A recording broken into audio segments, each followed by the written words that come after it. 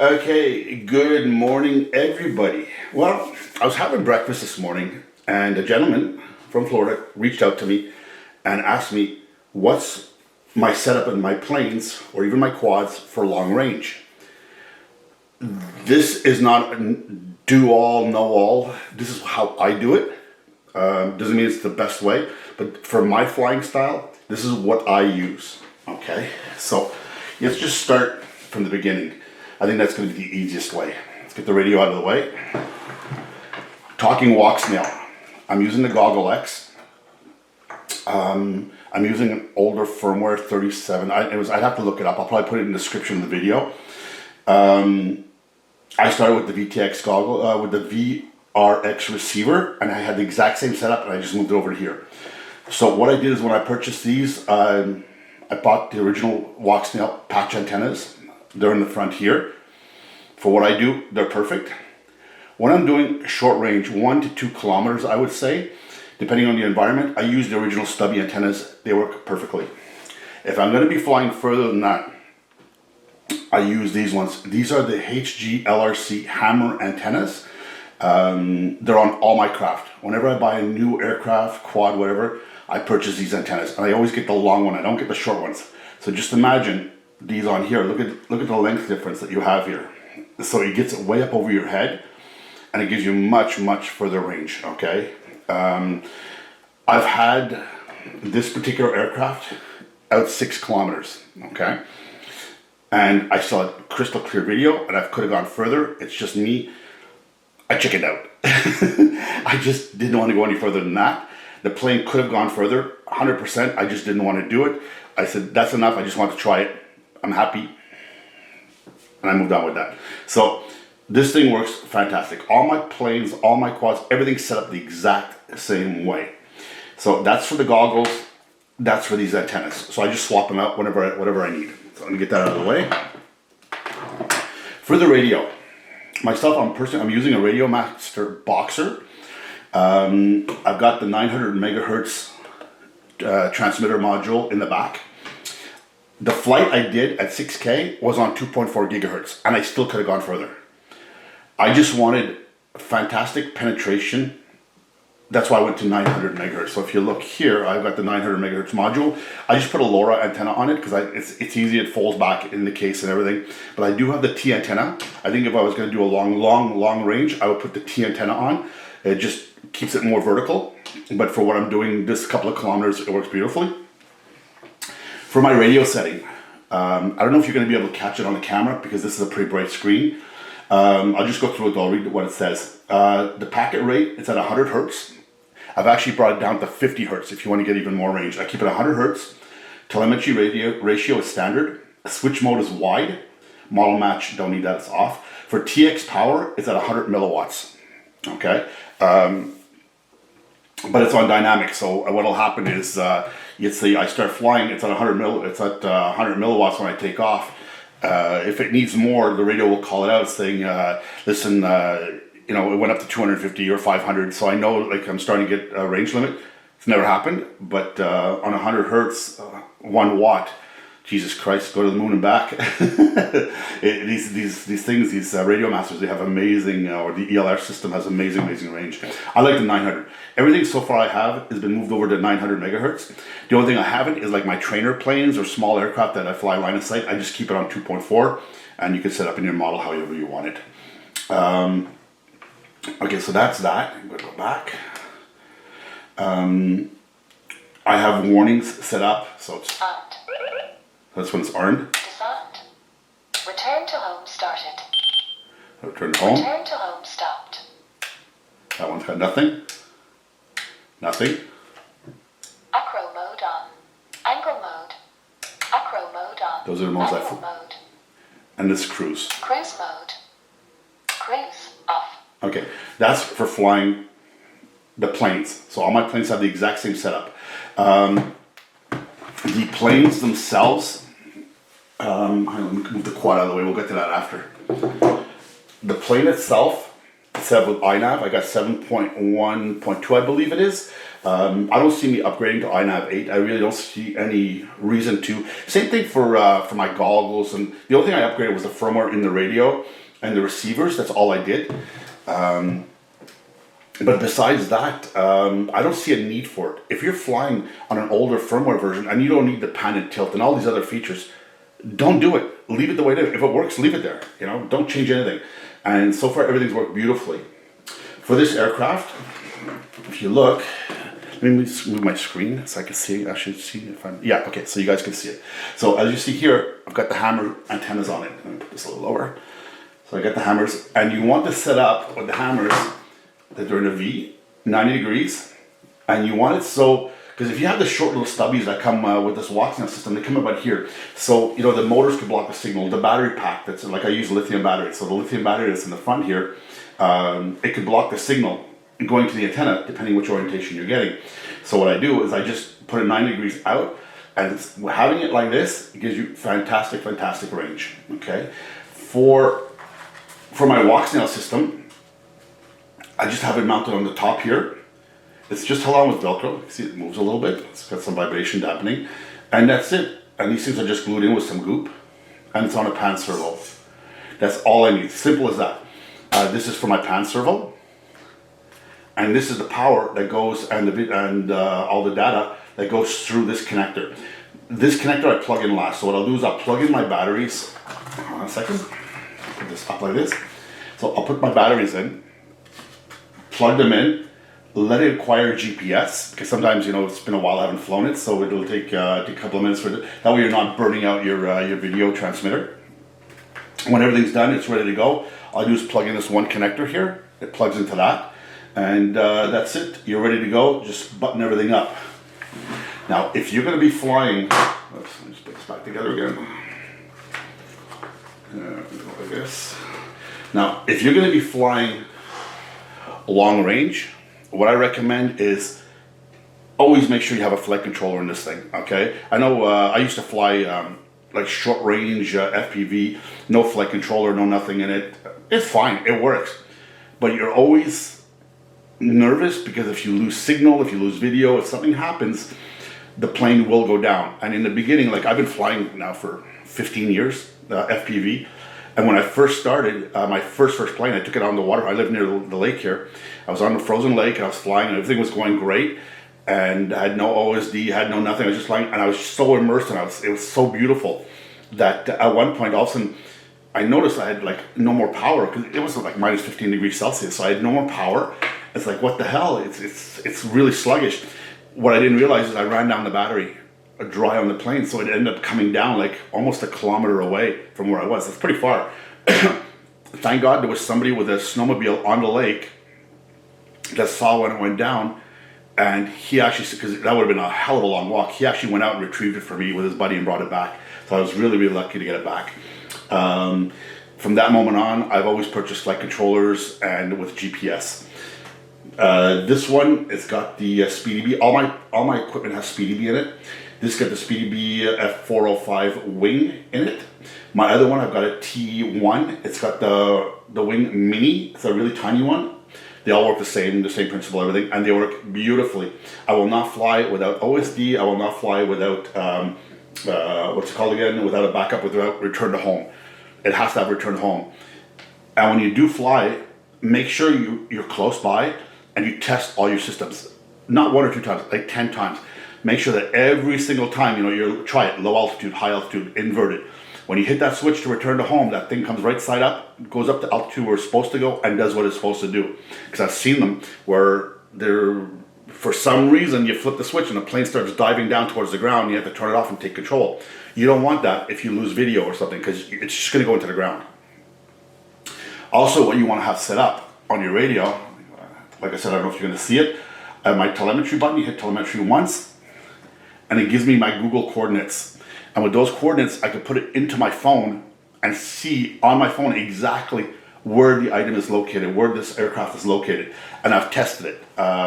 This particular aircraft, I flew it out a certain distance, and then when I played it back on my computer, on my laptop, it has my Google coordinates are right on screen. Okay, you guys don't see it on the videos because I blocked them out, but it's at the bottom of my screen. It'll give me my Google coordinates, and I put it in my phone, and I compared the phone image to the image on the computer. It's exactly the same location, so I know it works. And I've done it with one of my quads where actually I did a loop with it, and it didn't end up well, so it ended up in the grass. But it wasn't far from me. It was maybe 500-600 feet away from me. But obviously it's in the grass and I couldn't see it. I thought it was further down. We started walking that way. And I said, oh, wait a second, it's true. I have my Google thing. Went in my car, got Google, and I was still walking that way. I was looking at my phone, but my phone kept telling me it's the other direction. So anyways, I said, you know what? Trust technology. I started following my phone and it was right there, a couple hundred yards away from me. So trust technology, but trust, but verify. Okay, so always check before you fly that everything works. Every time one of these planes get launched, check the flight controls. Make sure manual, auto, everything's working. Take it up, launch.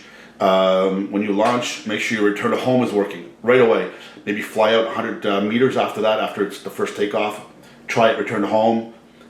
Fly a little further, keep going on your voyage, hit return to home, make sure it does the exact same thing it's supposed to. So you know it's going to work. And then put it in cruise mode and enjoy.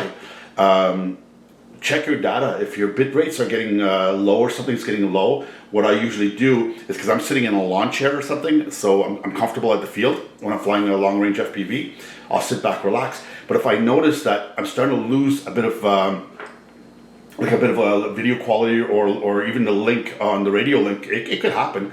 What I'll do is, if I have the T antenna, make sure your T antenna is vertical, and also sometimes you have to stand up, get yourself a little higher off the ground. So just standing up makes a huge difference. You can double your range easily just by standing up. Like this, obviously a lower antenna, you don't want to point this right at the aircraft because that's the worst thing you can do. So what I'll do is with this antenna, I'll just hold it vertically.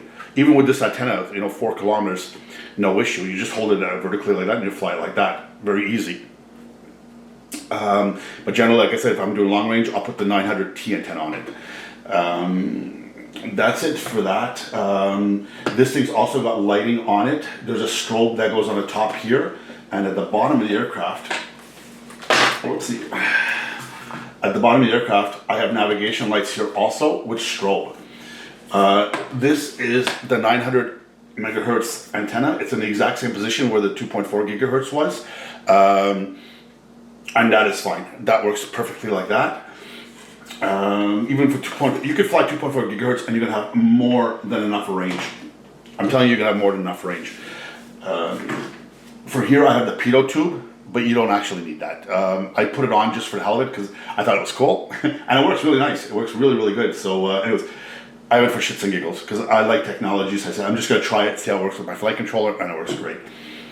I've upgraded the motors because usually factory motors that come with the planes, they're not the best. And I noticed after a couple of flights and check your plane after every flight and before every flight. Look, I'm a full-scale pilot, so you always pre-flight before you take off. It's the same thing with one of these. You check everything, make sure every nut and bolt, all the servo connectors here, everything's tight. There's no slop, there's no play. Give your motors a pull, make sure there's nothing loose. And what I noticed is, by spinning them, this is really smooth, and this is really smooth. But the old motor, when I spun it, one was smooth, the other one was starting to get a little bit. It sounded like the bearings were getting a little rough on it. Didn't have many flights on it, so I said, you know what? I'm not going to take a chance. I ordered 2 brand new motors on, and I put them on, and they work beautifully. Tons and tons of power. I fly this thing on 3S and 4S. So 4S, it's like a homesick angel. You just launch it straight up vertically. That's it for that. Like I said, never fly without checking your, make sure you have GPS connection. Make sure you have more than just 5 satellites, obviously. I usually wait till I have about 10 before I launch it. But on this plane, 10 satellites, you'll have it within 5 minutes sitting on the ground. So make sure your video transmitter is disconnected while you're doing that. Okay, so enough of that. That's for the plane. And I don't need diversity on this thing.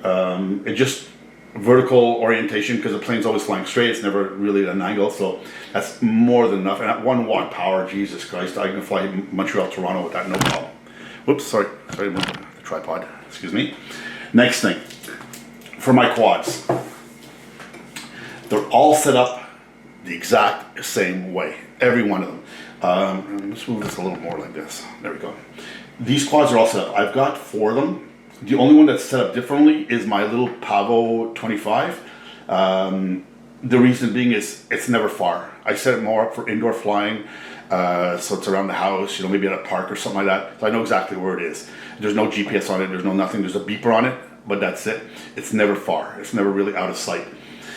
These ones, on the other hand, this Mario from Speedy B, it's got the GPS. Another thing you want to do, I'm just going to go back 2 steps, is keep your electronics separate. Keep everything as far away as possible. My battery is here, my receiver is way out here, my GPS is under here, so it's away from the video, and the video antennas are right about here, so they're all away from each other, a couple of centimeters. It's the same thing with the quad. The quad, so basically, see the motors? The same as those. Those are the motors I bought.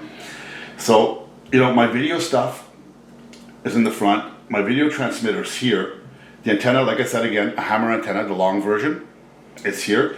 But I keep the GPS away from it. So this thing gets like 25, 30 satellites, really, really quick.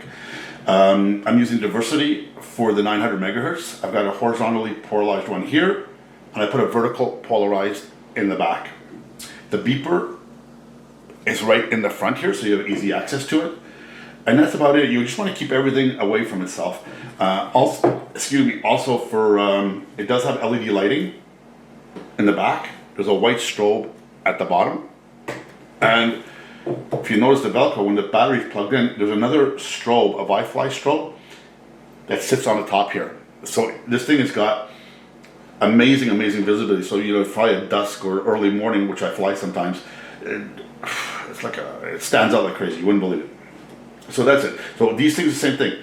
Double check everything before every flight. Make sure there's no nicks. If there's even like a slight, it looks like a nick, I'll change the prop right away. They're so cheap for these props, $4 for a set of 4.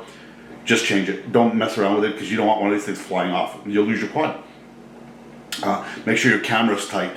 Make sure all your wiring, make sure everything is good. Make sure nothing's going to go into a motor or a prop. Make sure your battery strap is good, it's new, in good condition, because you definitely don't want that coming off in flight. Make sure your antenna in the back is solid. All your other antennas are solid. They can't flip over into a prop. All your LED, everything is tight. And make sure your feet, every bolt, every nut and bolt on this thing has got Loctite on it, blue Loctite. All the connectors, wherever they plug in, they've got, it's called goop or shoe goop or whatever you can get. Any goop family, it's all the same stuff. Marine goop, it's all the same. I just take like a small toothpick or something, and just where the connector, it's inside, I don't open it up, but just where the connector plugs in, just take a tiny drop of goop and put it on the connector where it touches the body, and that will stop stuff from vibrating loose. For, I don't know if, can you see it here? Or, yeah, maybe you'll see it here, look, I'll put it closer. If you look, hang on, let me just take this. If you look where the capacitor is right here, right next to it, here, there's a little bit of goop in there. That's to keep the capacitor from vibrating. Gets all the vibrations out of the video. That works beautifully. Anything that's got like connectors like here, wherever the connectors are, drop a goop. And the goop, what happens if you don't need it, you just pull on it and it peels right off. That's it. No damage done.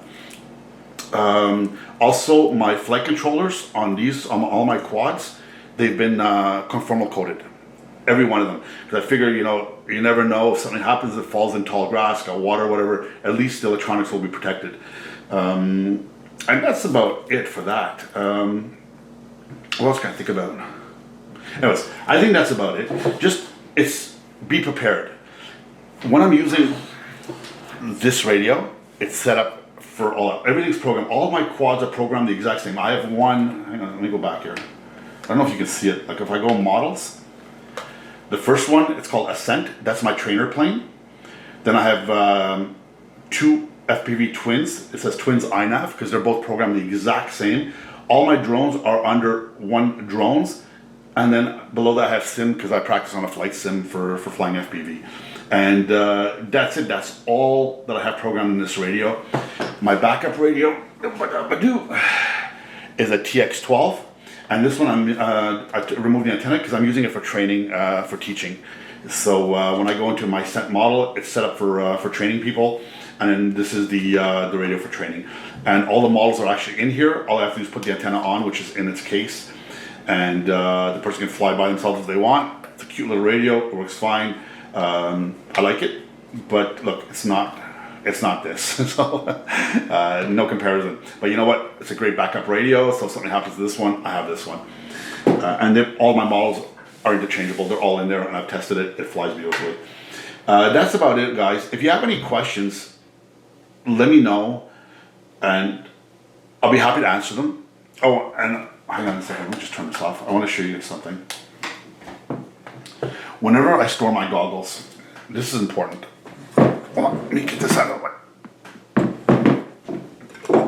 When I store my FPV goggles, they're in this case. I have a lithium battery that I made. It's a 2S. It just plugs right in. These are the ND filters for it. And whenever this thing goes into its case, this is how I do it. I take a neck gaiter, wrap it around. Unless you have lens covers, I go like that to protect the lenses. These things are expensive. You don't want to scrap this. All the antennas, they're going to go in here. They go on the side. Like I said, I don't use them often, so that's going to go in the side here. It's just a lens cleaning cloth. This is a microfiber cloth. This is the best thing to clean your lenses on your planes, quads, glasses, whatever. Don't use the cloths that come with it. They're useless. This works amazing. I always keep one in my bag. I have one in all my bags, and it just stays on the side here. Then what I do is I take this, I fold it over, like that, and it goes in here. The battery goes in here, and the ND filters. It's protected in a case, in its own hard case, and it gets locked shut.